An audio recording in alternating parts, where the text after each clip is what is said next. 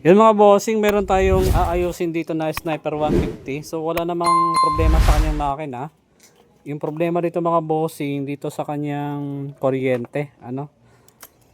So dito, pag inon mo yung susian, wala namang check engine. Pero pag in-start mo, hindi siya one click. Ang nangyayari, kumukurap pa yung panel gauge. Tapos hirap pa siya mag-start. So subukan natin mga bossing. Ayan, start natin. Focus kayo dito sa kanyang display sa panel gauge. Kukurap yan pag pino-start natin. Ayan o. Pansinin nyo mga bossing, hirap yung makina. Tsaka yung idle niya, matagal siya tumaas yung RPM.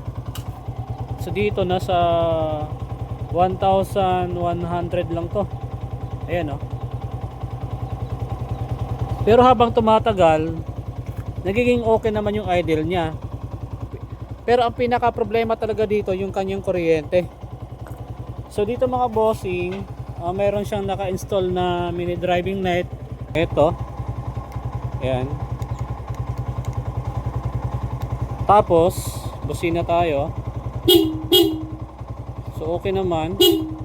Pero yun nga, ang nagiging problema yung kanyang charging. Okay, so subukan natin patayin yung motor. Tapos susukatan natin yung battery mga bossing, kung ano yung output.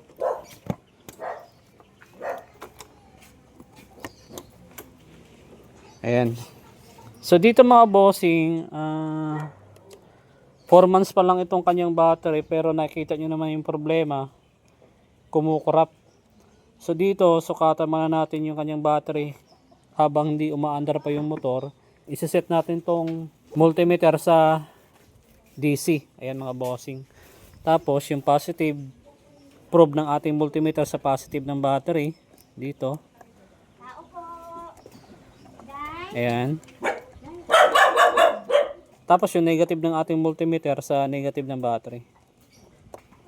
Ayan. So yung positive, tusukin natin yung positive terminal ng battery mga bossing. So may 12.3 siya na DC kuryente mga bossing. So dapat nasa 12.6 or 12.7 ito. Ayan. Tapos after nito mga bossing, ayan, 12.2. Subukan natin i-on yung kanyang susian habang nakasalpak itong multimeter. On natin mga bossing. Ayan. Bumaba siya ng 11.6. Tapos subukan natin i-start. Start natin yung makina. Start natin yung motor. So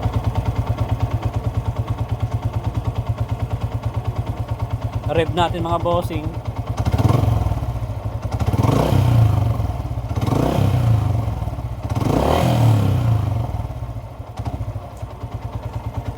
So pumapalo naman siya ng 14, kaso pag nire-rev.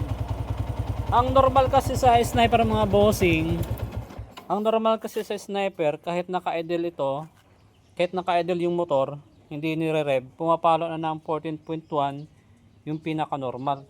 So ang gagawin natin dito mga master, mga bossing, babaklasin natin yung kaha, tapos titingnan natin yung wiring. Sisilipin natin mga bossing kung ano yung makikita natin problema. Tapos papakita ko na lang sa inyo kung ano yung solusyon na gagawin natin. So tara mga bossing. So yun mga bossing, nung binaklas natin tong motor, chinek natin yung wiring, yung ilaw, yung wiring ng mini driving light at busina.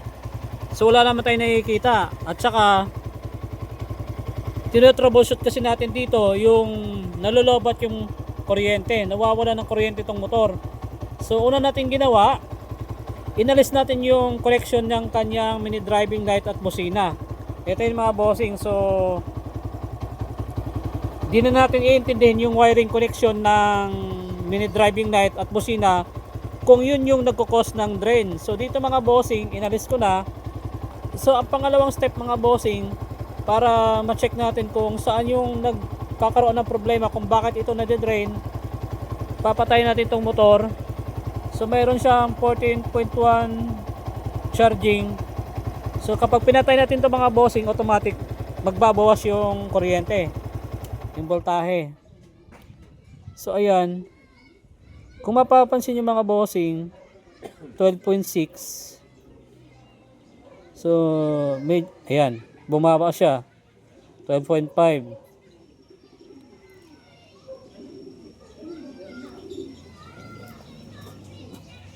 12.4.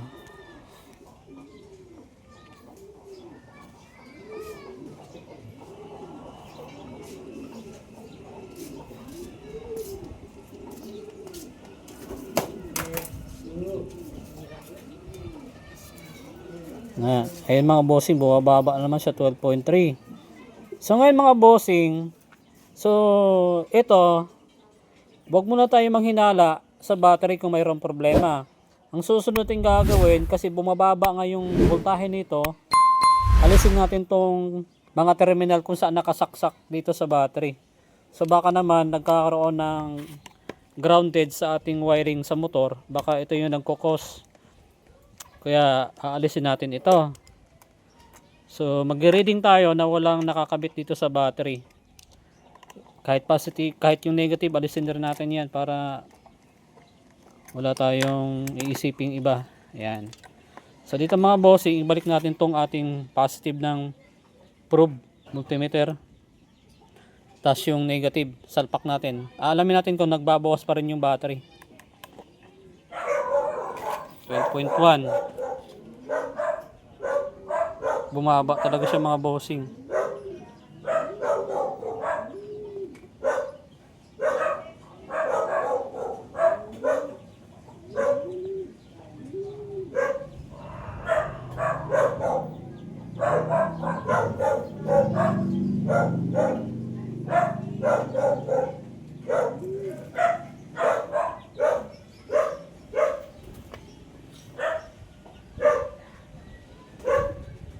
Ayun o.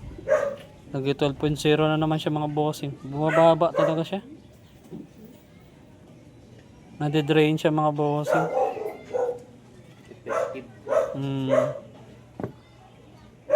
Ayun.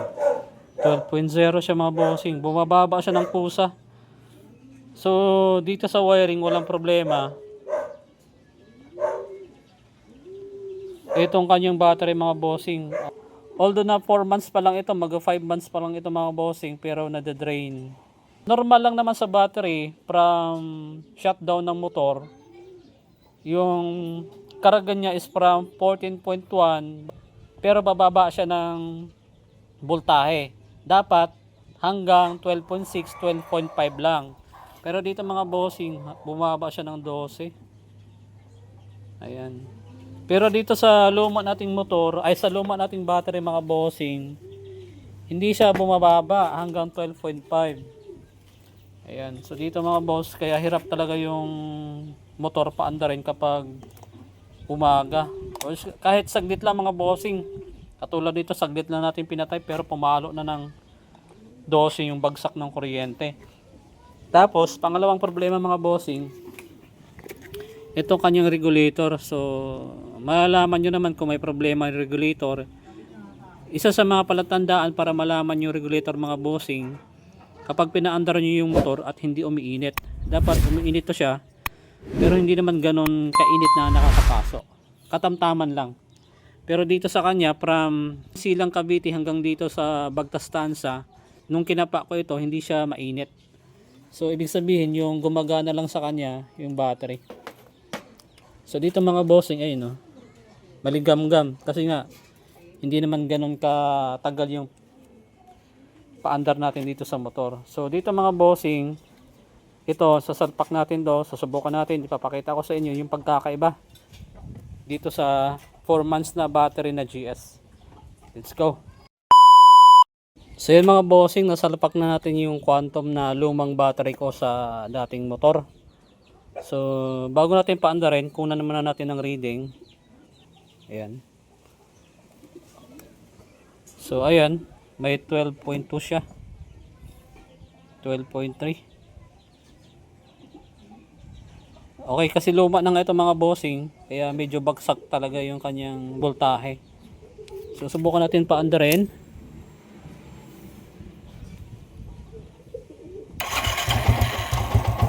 Yun. So, i-rev natin mga bossing.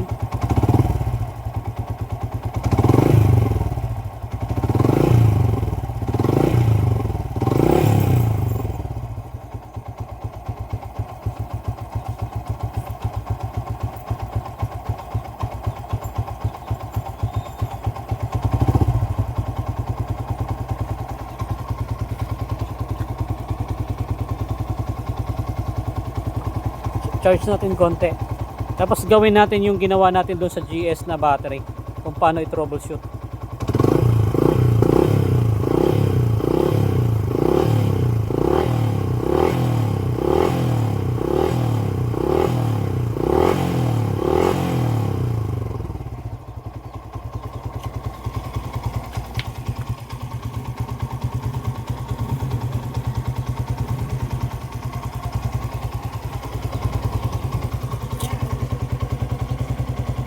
Mga bossing, oh, medyo maligam-gam siya. Hindi katulad dito na hindi talaga hindi talaga nagbabago yung temperatura ng regulator na to. So dito mga bossing, meron tayong 13.9 habang nakaandar yung motor. So ngayon papatay natin. Obserbahan natin mga bossing kung mag-drain ba yung voltahe ng battery. Off natin yung ignition switch. Ayan, yung kanyang voltahe mga bossing. So normal po sa battery na nagdi-discharge mga bossing, normal po yan. Wag lang bumaba talaga ng 12. So yung mga boss, 12.5, 12.4. So doon sa isa pumapalo ng 12. 4 months pa lang ngayon doon sa Quantum. Doon sa GS. Pero ito, 7 years na to mga bossing yung battery ko. So expect mo talaga na bababa siya. Pero dapat hindi papalo ng 12. So yung mga bossing, 12.4.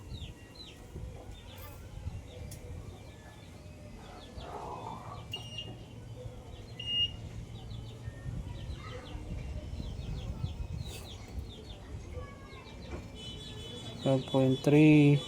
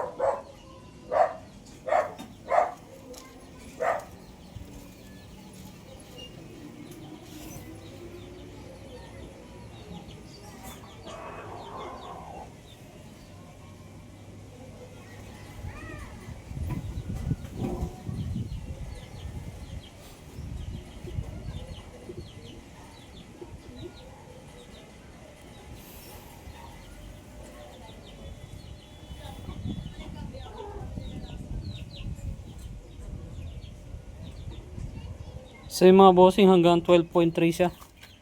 Hindi na siya bumababa. Dito sa luma kong battery na Quantum.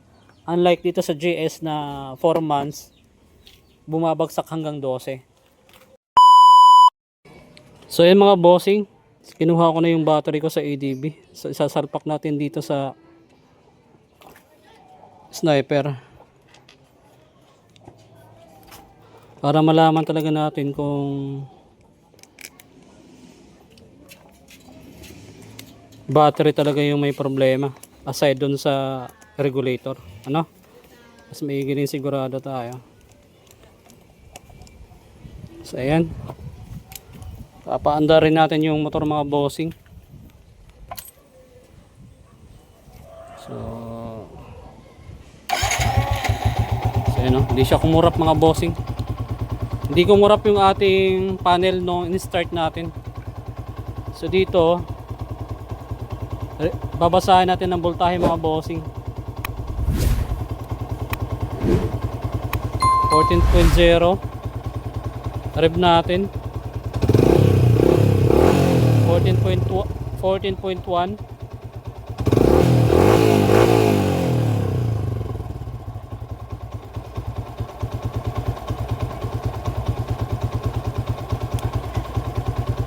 So ngayon mga bossing, ang gagawin natin dito, papatayin natin yung motor, tapos i-monitor natin tong voltahe kung babagsak ba ng 12 hanggang 12 mga bossing. 6, 13.5. Napapansin nyo mga bossing, dito sa bagong battery, hindi siya agad bumabagsak hanggang 12.6, 12.5. So dumadaan siya sa 13. Yung kanina, bagsak hanggang 12. 12.6, 12.7, 12.6, 12.5, 12.4 hanggang pabagsak ng 12. Pero dito sa bago, ayan, 13.3 mga bossing. Okay. So, start natin ulit mga bossing. Tapos, monitor nyo yung panel gauge mga bossing kung kumukurap. Ayan, on natin.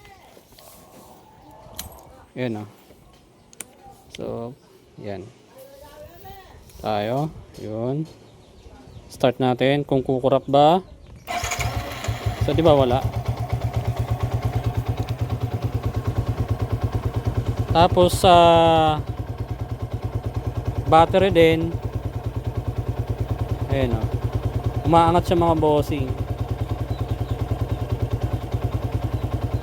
hanggang pumalo siya ng 14.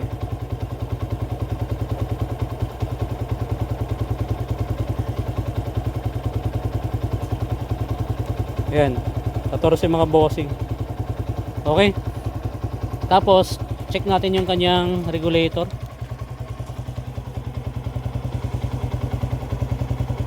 Kasi mga bossing gumagana ito. Kasi nag-warm. So anong nangyari ito mga bossing sa aking conclusion, nung bumili siya ng bagong JS battery, so legit naman ito. Ang dahilan kung bakit ito nasira, dahil sa kanyang regulator. Okay, so kapag sira yung regulator mo, hindi siya nag-function ng maigi, may problema. Kapag nagpalit ka ng battery na bago, automatic sisirain niya yung baterya mo. Kaya ito yung nangyari sa motor ni Pops. Kaya nagtataka siya kung bakit laging nalolobat yung motor niya kahit bago naman yung battery. So bago siya magpalit nito, ang nangyayari sa motor niya, nalolobat pa rin Pops, no? Yan. So yung motor niya mga bossing nalolobat, kaya ang inisip niya yung problema battery, kaya nagpalit siya. So sad to say, ang problema talaga nung time na yon is regulator. So nadamay lang tong battery bago na binili niya. Alright, so yun ang mga bossing kung paano mag troubleshoot ng itong mga problema sa motor.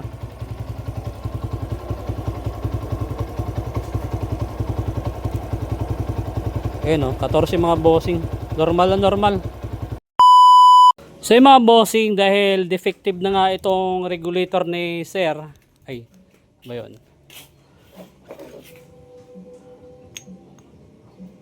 Yeah, magkaparehas. So I think ito yung sa kanya. Ito nga ito. Yan, kasi may grasa-grasa. So ito yung sa kanya mga bossing, defective na nga ito. So hindi naman natin ito pwedeng gamitin dito sa motor. Tapos bagong battery, useless yung bagong battery na gagamitin natin or ipapalit natin dito while nakasalpak pa rin tong regulator. So ang gagawin natin dito, pansamantala, yung walang mga budget or kapos sa pera, ang tanging paraan para mapagana nyo yung motor nyo, itong conversion. So from 4 wires or 4 pins, magka-convert tayo ng 5 pins mga bossing.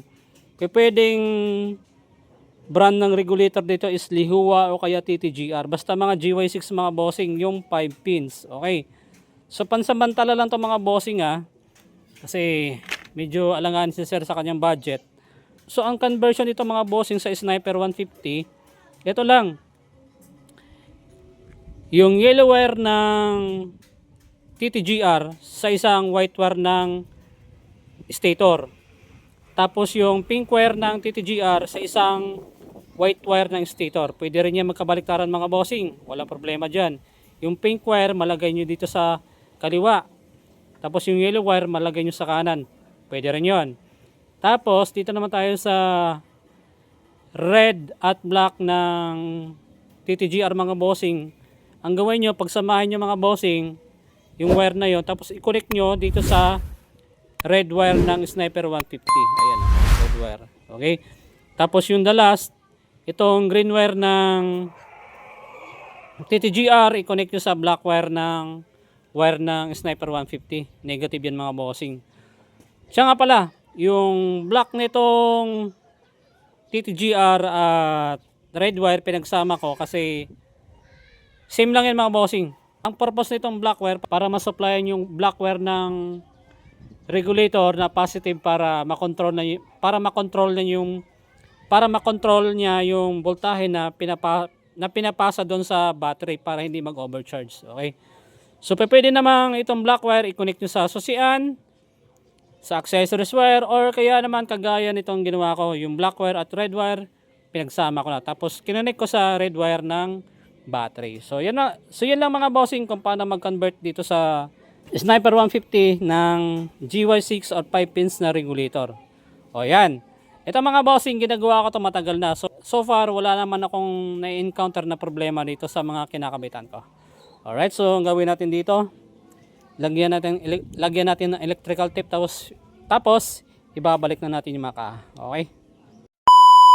Okay mga bossing, tapos na tayo mag-troubleshoot dito sa Sniper 150 kung ano yung dahilan kung bakit nalulobat yung battery. So ang ginawa ni sir, dinala dito sa Cavite, sa Tanza para ipa-troubleshoot sa akin. Yun nga, yung aking findings dito, isira yung battery, lagi siyang nalulobat. So ang ginawa natin mga bossing, pansamantala, nag-convert tayo ng 5 pins regulator dito sa Sniper 150 from 4 pins to 5 pins. Pinalitan natin ng GY6. Tapos yung kanyang battery pa rin mga bossing, ito pa rin yung luma, pero papalitan niya pa ito. Ayan, pansamantala lang ito mga bossing Pero yung charging nito pumapalo na ng 14 mga bossing. Saan switch ito pang ito? Ayan 14.7 idle. Huwag lang pumalo ng 15 mga bossing. 14.6 yung pinakamataas. 14.7. Mataas yung charging, mataas yung bigay ng kuryente mga bossing. Kaso ang problema, pag pinatay yung motor, yung battery ang bilis malobat. Kaya pag push-start ng motor, ang nangyayari, hirap na hirap yung motor paandarin yung makina kasi mabilis malubat yung kanyang battery. So ang gagawin dito, papalitan. Alright. So yun lang mga bossing, kung paano mag-troubleshoot dito sa Sniper 150 na nalolobat. Wag kayo agad magpapalit ng mga pyesa, baka naman wiring yung problema, or kaya magpapalit kayo ng pyesa, yun pala hindi yun yung pinaka problema, sayang yung pera. Okay? So yun lang mga bossing, sana makatulong yung ating tutorial kung paano mag-check ng error dito sa Sniper 150. So this is Light Moto mga bossing, ride safe and God bless. Don't forget to follow on my Facebook, subscribe on my YouTube. Bye!